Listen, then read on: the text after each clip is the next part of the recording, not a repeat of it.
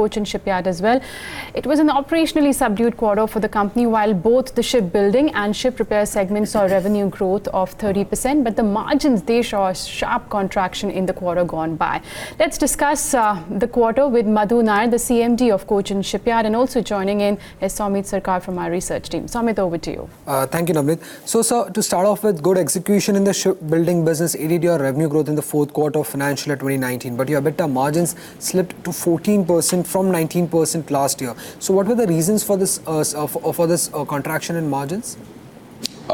See, first of all, let me convey that we on an ongoing project basis, like both on the shipbuilding and ship repair side, we have always requested to be looked at on a year-on-year basis rather than a quarter-to-quarter, because what happens is certain quarters, since there will be lumping happening in certain quarters depending on the type of the projects.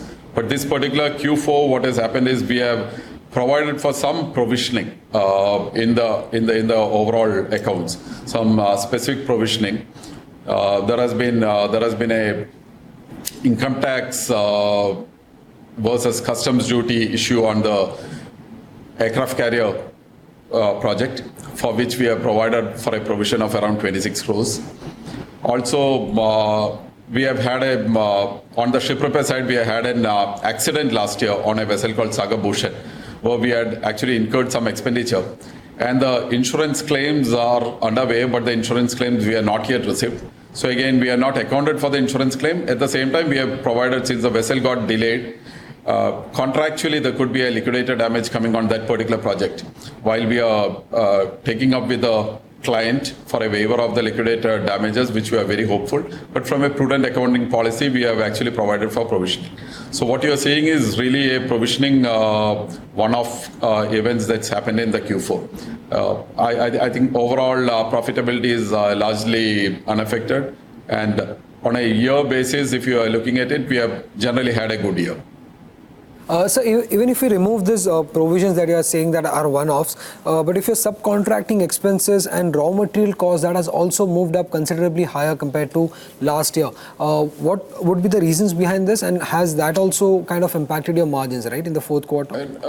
See, if you are looking at our overall margins, if you are looking at again the request is if you do not look at a quarterly basis alone, if you are looking at the overall levels, I think we are showing on the shipbuilding side, we are having a profitability of around 21%.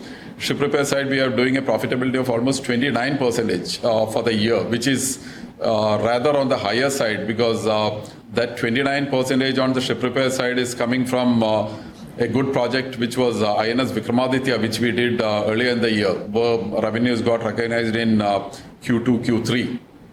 So, in fact, subcontracting and material costs, it's commensurate with the overall growth which we have done, because if you are looking at the turnovers, you can see that the turnovers have increased by almost 26%. So, I'm not saying that profitability is just shooting up, but profitability is consistent, and there is no cause for concern at this stage. Okay. Now you are saying that there were some provisions in the fourth quarter. So the ship repair, the loss that you have seen in the ship repairing segment, is that completely because of these provisions? It is actually coming out of three factors. One was about a 13 crores is basically because of these liquidator damages on one project, Sagar Bhushan, and then what we are saying is you're talking on the ship repair alone, isn't it? Yes, ship repair alone. There was a loss of around 7 crore, I guess. Correct. Ship repair, and then there were three projects which we had taken a bit aggressively, on which we have provided for losses in the Q4, but all three have not been fully invoiced and fully negotiated and settled. And typically what we do on ship repair projects is when we do an invoicing, we provide for a 5% reduction in the invoices, which we end up discussing and settling. But then normally it never reaches 5%. So you could see some reversals in the Q1 and Q2 when these invoices get settled with the clients. Okay. So for FY20, what are the kind of margin levels that you're expecting from the company? We are shipbuilding. We would see like around 18 to 19% on the EBIT levels, and ship repair we'll see around 22 to 24%. Okay. And what is the current order book size, and what is the kind of order info that you're expecting for FY20?